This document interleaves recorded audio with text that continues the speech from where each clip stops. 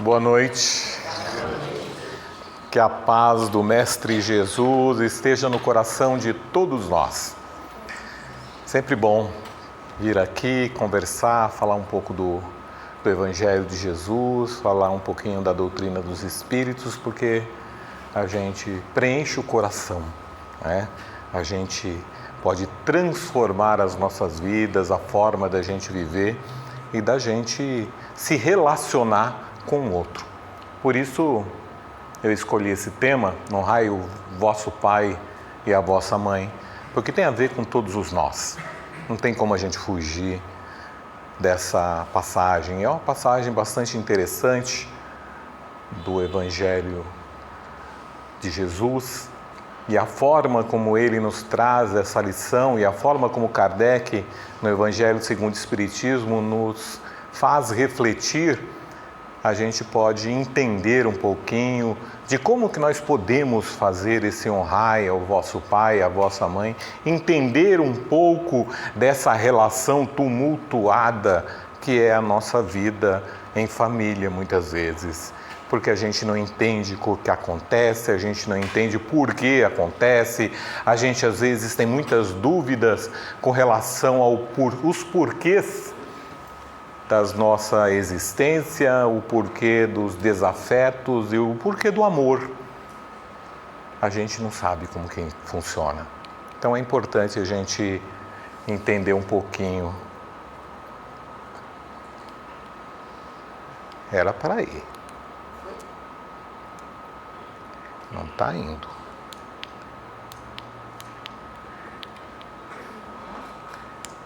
É que eu estou apertando o botão errado, não vai mesmo. É o de baixo. Então esse capítulo, lá no capítulo 14 do Evangelho segundo o Espiritismo, é uma das obras extremamente importantes para que a gente possa entender um pouquinho desse Evangelho. Eu acho que se eu ficar lá atrás fica melhor, né? Aqui fica melhor? Eu sou um desastre com as coisas de perto. Eu sou como se tivesse um adolescente que está crescendo e aí o braço está muito grande, as pernas é muito comprida. Eu, por exemplo, eu não consigo entrar numa porta sem encostar. Eu não entro, não consigo. Eu encosto a mão no batente e faço a volta, porque senão eu vou bater o ombro, eu vou machucar o braço. É uma coisa. Acho que eu cresci demais. E aí deu esse problema. Mas o que é importante está aqui no Evangelho. Esse Evangelho é muito interessante. Vocês provavelmente fazem o Evangelho no lar. Então vocês têm lido o Evangelho segundo o Espiritismo. Assim espero, né? Assim espero. O Evangelho do lar é fundamental para a gente levar para as casas o Evangelho, para a gente harmonizar o nosso lar, proteger daquelas coisas que a gente acaba levando para dentro de casa. Então é importante que a gente escolha um dia da semana para fazer o Evangelho no lar, faz uma pequena leitura do Evangelho segundo o Espiritismo, aleatório ou do começo ao fim, mas façam aquela leitura com uma pequena oração no início, encerra e já está resolvido o problema. Não precisa de nenhuma palestra, é só ler, entender o que aqui está falando e trazer aquela energia positiva. Então o Evangelho é muito importante. Lá já inicia lá no capítulo com: sabeis os mandamentos, não cometereis adultério, não matareis, não roubareis, não prestareis falso testemunho, não fareis agravo a ninguém, honrai a vosso pai e a vossa mãe. Olha quanta tarefa a gente tem, olha quanta coisa a gente precisa fazer na nossa vida, e lá no finzinho dessa parte ele vai colocar: honrai ao vosso pai, à vossa mãe. É muito importante tudo que está aqui, né? Não cometer o adultério, não roubar, são os 10 mandamentos, mas aqui embaixo, honrai o vosso pai e vossa mãe, tem um significado muito importante. Porque muitas vezes a gente não entende esse honrai o vosso pai e vossa mãe. A gente não entende, mas como assim? eu tenho que honrar o vosso pai e minha mãe. Eu já respeito eles, já está de bom tamanho. Mas é muito mais do que simplesmente a gente ter contato, a gente querer bem. É saber que há uma reviravolta na vida em que a responsabilidade com nosso pai e nossa mãe muda. Honrar o vosso pai e vossa mãe não é simplesmente respeitá-lo como a gente respeita, sim, Senhor, obedecer, entender que eles têm mais experiência. Mas, quando ele fala em honrar o vosso pai e vossa mãe, ele está dizendo além disso. Está nos colocando além daquilo que é o nosso respeito, mas quando essa situação se inverte. Quando nós deixamos de ser cuidados para cuidar. É esse o ponto que ele está nos colocando nesse momento. O momento em que nós revertemos a situação de sermos aquele a quem os pais e as mães dão tudo, para passar à situação seguinte, quando eles precisam de nós. É aí que essa responsabilidade pega. E é aí que a gente comete os grandes erros. A humanidade, nós também. Onde nós começamos a desrespeitar, não porque nós não gostamos, mas porque achamos que nossos pais são superpoderosos. Nós achamos. Quando crianças, quando nós olhamos para o nosso pai, para a nossa mãe, a ideia é de que ali existem seres superpoderosos que podem fazer tudo o que querem. E que são imortais. Mas não são. Vão envelhecer. Vão empobrecer fisicamente. E vão precisar da nossa ajuda. É aí que essa responsabilidade começa a pegar cada um de nós. Porque respeitar pai e mãe, ok. Meu pai pede para eu fazer alguma coisa, eu vou lá e faço. Quando ele manda, eu faço mais rápido. Mas é assim que acontece. E a gente, às vezes, depois, não entende quando eles precisam da gente. Até porque são orgulhosos também, como nós somos. Chega um momento em que o orgulho se faz tão presente que a gente acha que não precisa do outro. E os nossos pais, às vezes, estão nessa situação. E a gente precisa entender e se colocar como elemento de ajuda e de esclarecimento também. E aí entra a ideia da piedade filial. Em que momento nós podemos nos apresentar? De que forma nós devemos entender essas dificuldades, esses problemas? E lá, honrar o seu pai e sua mãe não consiste apenas em respeitá-los, é também assisti-lo na necessidade, é proporcionar-lhes repouso na velhice, é cercá-lo de cuidados, como eles fizeram conosco na infância. Com respeito. Não adianta a gente falar, mãe, vem viver comigo, e botar ela para fazer a comida. Né? Que acontece. Mãe, dorme naquele quartinho que a gente tem lá no fundinho, lá, onde ela vai ficar sozinha, isolada de toda a casa. Mas na hora de cozinhar, você chama, mãe, sua comida é tão gostosa, é uma delícia.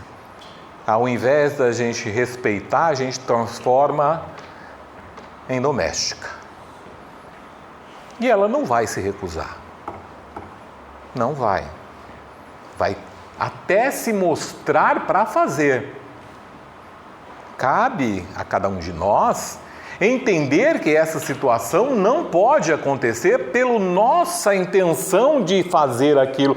Mas eu estou dando a opção para ela não ficar. Não, gente. O envelhecimento, é claro, não precisa ser deitado numa cama, mas existem outras atividades. Não precisa dar trabalho para poder falar que a pessoa não é para ela não ficar sem fazer nada. Ué, então leva para um parque, dá outra atividade, que não seja a de doméstica, de ter que lavar o banheiro, ter que arrumar a casa, ter que varrer, lavar a louça, cozinhar. Isso parece, quando a gente fala assim, parece, exagero, né? Não. Acontece muito isso. Muito. Então a primeira coisa que a gente precisa momento em que há essa mudança é respeitar a situação. Porque se a gente não entender esse elemento, esse momento, a gente não vai conseguir entender o que fazer depois. De que forma isso vai ser respeitoso? E a gente faz isso. Sem querer, às vezes. Ninguém faz por maldade. Mas, às vezes, a gente não fazer por maldade, fala assim, eu não faço por mal. Então, faça por bem. Nunca se esqueça. O mal é sempre ação, mas ele também é omissão. Então, o fato de você não fazer o mal não quer dizer que você está fazendo o bem. Muito pelo contrário. A ausência do bem é o mal. Então, muitas vezes a gente coloca assim, mas eu vou lá, eu oro, e não faz nada para mudar a situação, de nada adianta. Nunca podemos esquecer isso. A caridade é ação. Deixar de fazer sempre será o mal. Sempre. O amor é movimento, não é à toa que é verbo. Ele é ação. É algo que você faz. Quando você deixa de fazer, algum problema vai acontecer. É exercício do mal. Então não adianta ir para uma montanha e ficar lá a vida inteira rezando para o céu, para Deus, e depois falar, nunca fiz mal para ninguém. É óbvio, mas e o que você fez de bem, de ajuda? É assim nas nossas vidas. É assim na nossa encarnação. Nós não viemos aqui para passar férias. Desculpa, tá? Mas não é férias. Nós não encarnamos para poder, vou nascer no Brasil, calorzão, vou para a praia, vou curtir. Algumas pessoas fazem isso.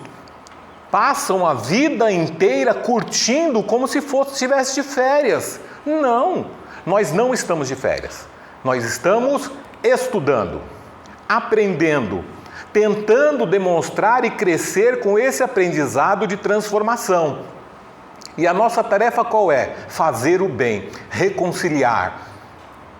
E aqui, é a grande tarefa de reconciliação. É a grande tarefa que nós temos de pegar o outro e abraçar, ajudar, fazer o bem. Aquele que está dentro de casa, vivenciando as mesmas dificuldades. Porque não é à toa que a gente nasce na mesma família. Não é à toa, que a gente vai ver logo, logo. Não é à toa. Essa é a grande missão das vidas da gente. É o grande momento que nós escolhemos para transformarmos as nossas vidas. Até porque, quem são eles? Quem é meu pai? Quem é minha mãe? E aí Jesus, nessa passagem, que é uma passagem muito interessante, porque ela é controversa. Muita gente acha esquisito isso aqui. Aquele momento em que Jesus está lá na palestra e alguém vem avisar, Jesus, sua mãe está aí. E ele vira, porque Jesus nunca perde uma oportunidade de ensinar, em momento algum. Sempre que vão até ele, ele ensina. Tudo que ele fala é ensinamento. E aí ele pergunta, quem é meu pai, quem é minha mãe? Quem é? E ele vai dizer lá.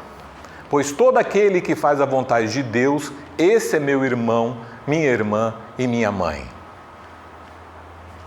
Todo aquele. Jesus começa a ensinar e transforma aquela ideia que a gente tem minúscula de pai e mãe para a humanidade. Ele eleva esse conceito. Não por desprezo à mãe nem aos irmãos, muito pelo contrário.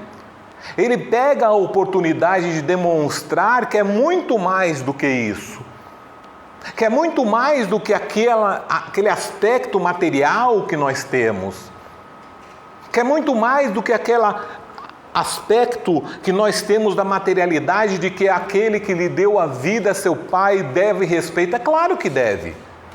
Mas é muito mais do que isso.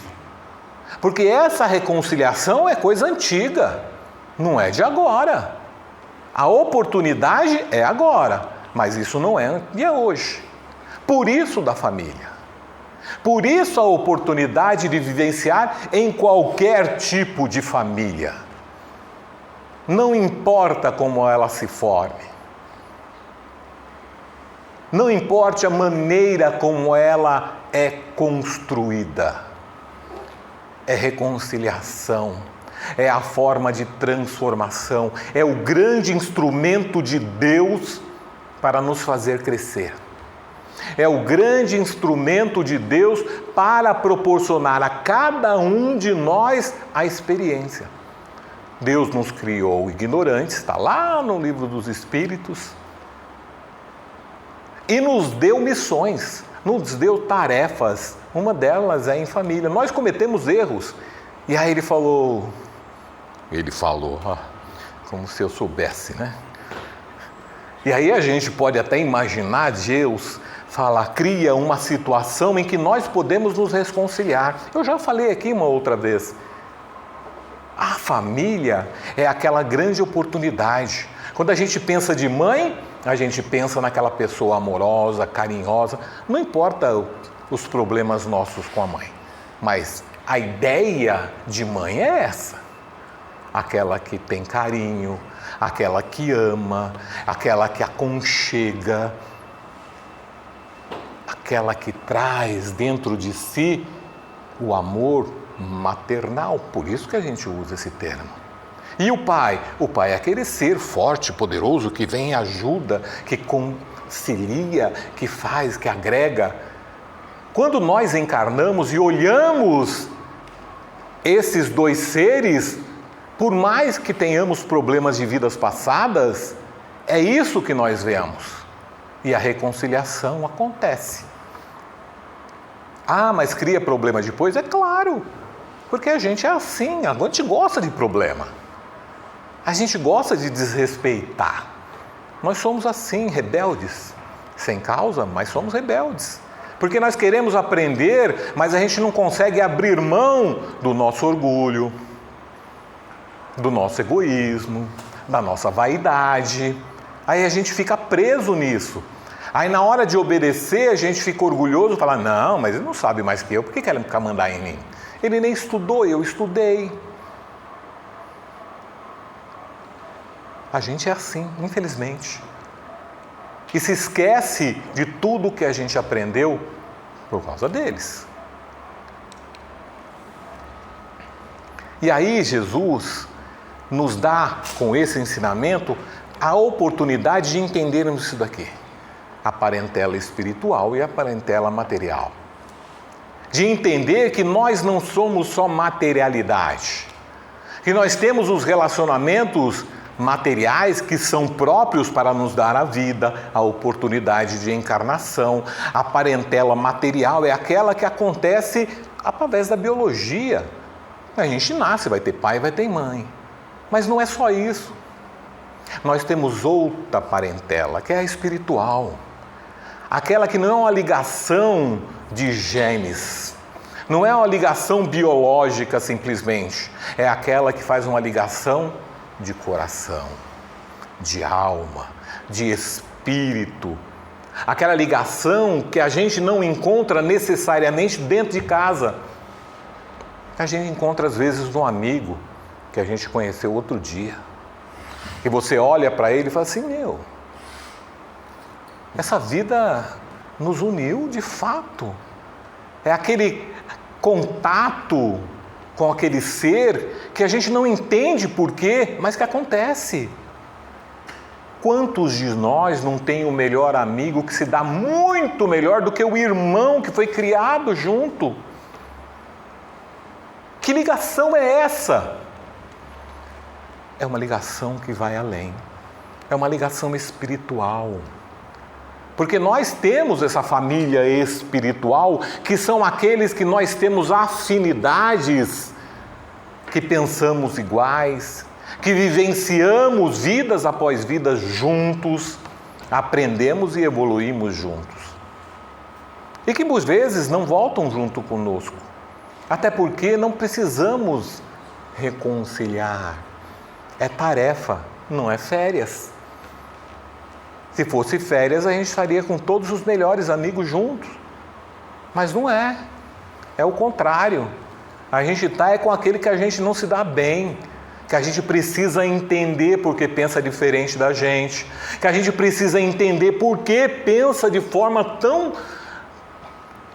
e respeitar. Talvez seja isso que a gente não consiga entender nunca. Porque o nosso orgulho não aceita respeitar o diferente, o que pensa de forma não igual. Mas o respeito é fundamental. Esse é o primeiro passo que a gente precisa dar.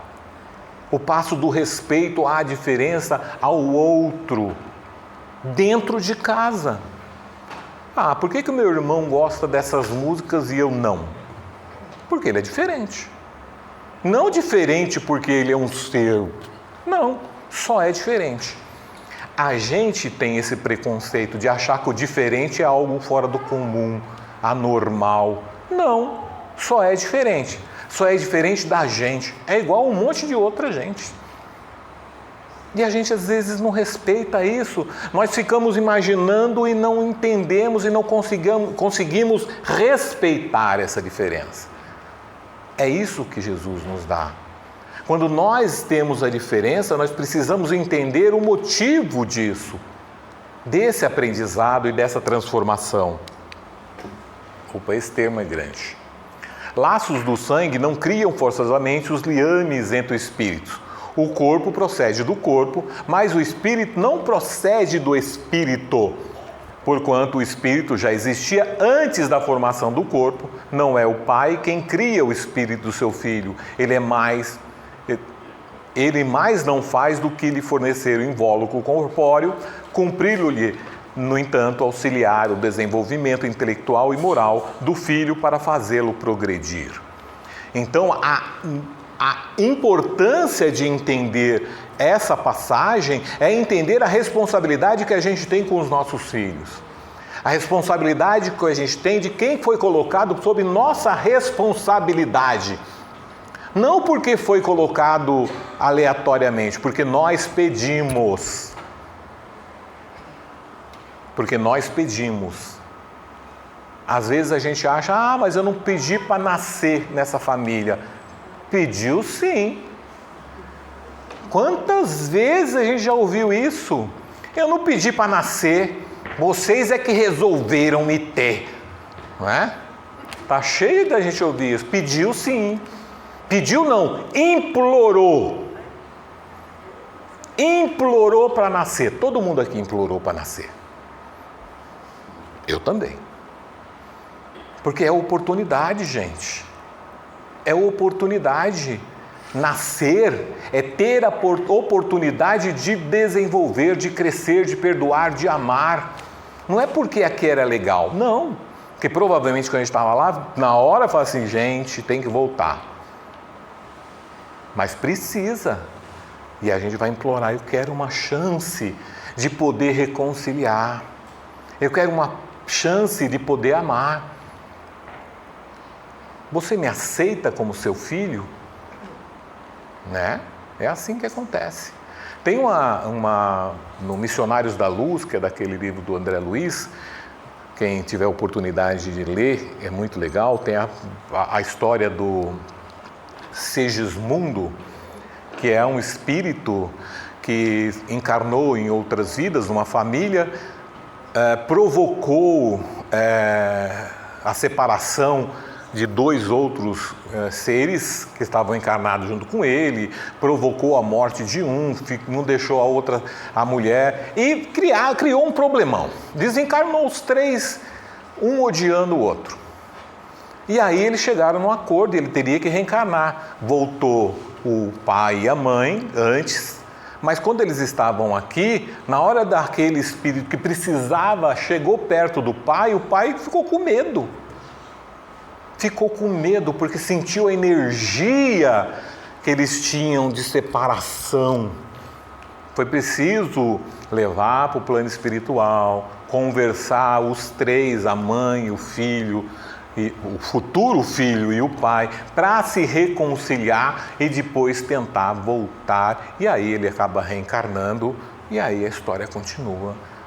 Não sabemos o que deu, mas deve ter dado a oportunidade.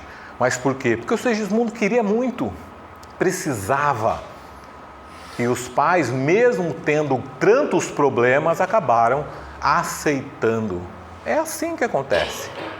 O exemplo que está ali pode ser o nosso. Não sei como, não sei de que forma, mas pode ser. É só um exemplo, mas acontece. Esse é o procedimento para a nossa transformação. Então são duas espécies de família, uma para o laço espiritual, outra material, sendo que a dos laços espirituais são sempre mais duradouros, são mais fortes, porque são ligados pelo amor. Os laços materiais, eles são temporários, eles são daquele momento, que pode acabar a qualquer momento, principalmente quando nós desencarnamos, há uma separação. O laço espiritual não, permanece. É tentar fazer com que a nossa família espiritual seja maior sempre. Quando nós, espíritos encarnados, tivermos toda a família espiritual ao nosso lado, quer dizer que nós evoluímos, que não temos mais inimigos, que talvez não precisemos mais encarnar. Mas enquanto isso acontecer, vamos precisar voltar. Muitas vezes. É a lei da reencarnação, o nascer de novo, o nascer novamente. Voltar a reencarnar é essa oportunidade. Enquanto nós ainda não aprendermos a conviver, Deus nos deu essa lição e essa oportunidade, que é maravilhosa. É a nossa chance de transformar. Mas ainda fica a ingratidão dos filhos e os laços de família. Esses laços de família são providenciais e acontece, infelizmente ainda encontramos isso. A ingratidão, o desamor. E a gente vai entender isso lá, eu vou pular essas três aqui, mas a gente entender aqui, na questão 937. Para o homem de coração, as decepções oriundas da ingratidão e da fragilidade dos laços de amizade não são também uma fonte de amargura? E aí os espíritos respondem, são. Porém, deveis lastimar os ingratos e os amigos infiéis. Serão muito mais infelizes do que vós. A ingratidão é filha do egoísmo e o egoísta topará mais tarde com os corações insensíveis como o seu próprio foi. A ideia da gente não conseguir sair dessa armadilha que a gente mesmo se coloca, só nos traz problema. Nós não entendemos muitas vezes que nós que precisamos abrir mão muitas vezes do orgulho. Eu falo muito de orgulho, porque é a grande chaga da humanidade. É a grande chaga da humanidade. E que muitas vezes as pessoas falam, eu tenho tanto orgulho do meu filho. Não tem não. Não tem não. Não tenha. Não tem que ter orgulho, tem que ter alegria pela conquista do seu filho. Tem que estar feliz por ele conquistar o que ele conquistou. Ter orgulho é achar que ele é superior ao outro, e ele não é. tem que ficar feliz porque ele conquista as suas coisas. A gente costuma usar as palavras e às vezes ela se perde. Só que ela tem uma força tão grande que ela acaba provocando aquilo. Acaba colocando na responsabilidade do outro daquilo que ele não é, daquilo que ele não precisa trazer. Essa é a lição que a gente precisa trazer. Por isso que eu sempre falo, vamos pensar no orgulho. Tira esse orgulho de dentro, porque a gente tem ainda. Quantas vezes a gente recusa alguém que quer nos ajudar? Ah, não, isso aqui não, pode deixar que eu mesmo faço. É orgulho. É achar que só você consegue fazer aquilo que o outro não pode te ajudar. Mas pode. Abra mão desse orgulho, desse egoísmo. As decepções oriundas da ingratidão não serão molde a endurecer o coração e a fechá-lo à sensibilidade? A natureza deu ao homem a necessidade de amar e de ser amado. Um dos maiores gozos que lhes são concedidos na terra é o de encontrar corações como o seu, que com o seu simpatizem. Nas alegrias que esses encontros proporcionam, tem o homem as primícias da felicidade que o aguarda no mundo dos espíritos perfeitos, onde tudo é amor e benignidade. Desse gozo está excluído o egoísta. Egoísmo é exatamente essa... E ele complementa, mas tal raciocínio não impede que se lhe ulcere o coração. Ora daí não poderá nascer-lhe a ideia de que seria mais feliz se fosse menos sensíveis. Então aqui ele vai dizer exatamente que a ideia do egoísta é sempre de que ele pode, a partir, pensar nele, nas suas próprias dificuldades, nos seus próprios problemas. O problema do egoísta é que ele sempre se coloca em primeiro lugar e não o outro. É sempre ele que é o problemático e nós sempre fazemos isso. Vira e mexe a gente coloca a nossa dor em primeiro lugar. Ai, quantas vezes a gente não fala que a pessoa está me doendo aqui, ele fala assim, ai, eu também estou com uma outra dor aqui. Isso é coisa de egoísta, que acha que só ele pode sentir a dor, que você não pode. Quantas vezes fala para uma pessoa que você está com dor de cabeça, a pessoa vai falar que está com dor nas costas, está com dor na perna, até na desgraça ela tem que estar em primeiro lugar. É impressionante, é assim, o egoísta é isso. Não é porque ele se acha melhor, não, ele quer ser melhor do que você em tudo. E a gente às vezes é assim. O importante da gente estar aqui é exatamente para a gente refletir quando a gente faz isso. E a gente faz, a gente não percebe. Porque está tão acostumado a isso, tão acostumado a essas coisas, que a gente não percebe que a gente pode melhorar, que a gente tem a oportunidade de transformar as nossas próprias vidas para ter um pouco a mais e esquecer um pouquinho de nós mesmos. Nós não viemos aqui para sermos tratados, cuidados, nós viemos aqui para servir. Essa é a grande lição que Jesus nos traz. Talvez a maior de todas. Quando ele diz, eu não vim aqui para ser servido, mas para servir. Essa é a nossa tarefa.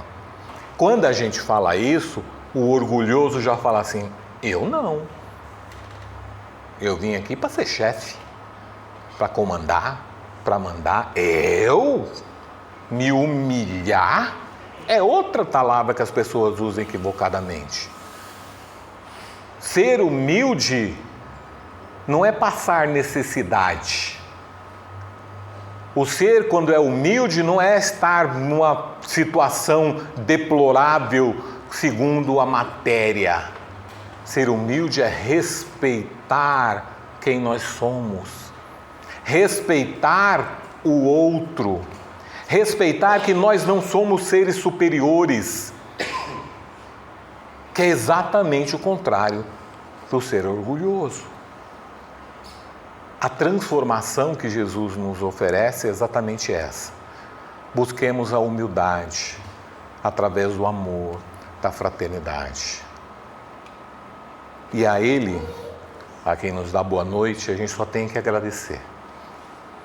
Sempre agradecer por esse dia, por estarmos aqui, por ter nos dado a chance dessa transformação. Obrigado, Jesus. Obrigado por ter nos dado a opção de vivenciarmos através dos seus exemplos. Obrigado, Jesus, por estar ao nosso lado todos os dias quando nos deitamos e permanecer ali quando nós acordamos. Obrigado, Jesus, pelo olhar carinhoso que nos dá todos os dias, todos os momentos. Obrigado, Jesus, pelo abraço fraterno que nos dá até quando nós não queremos. Obrigado, Jesus, por esse dia e pela oportunidade de tê-los e de estar aqui com vocês. Que assim seja, graças a Deus.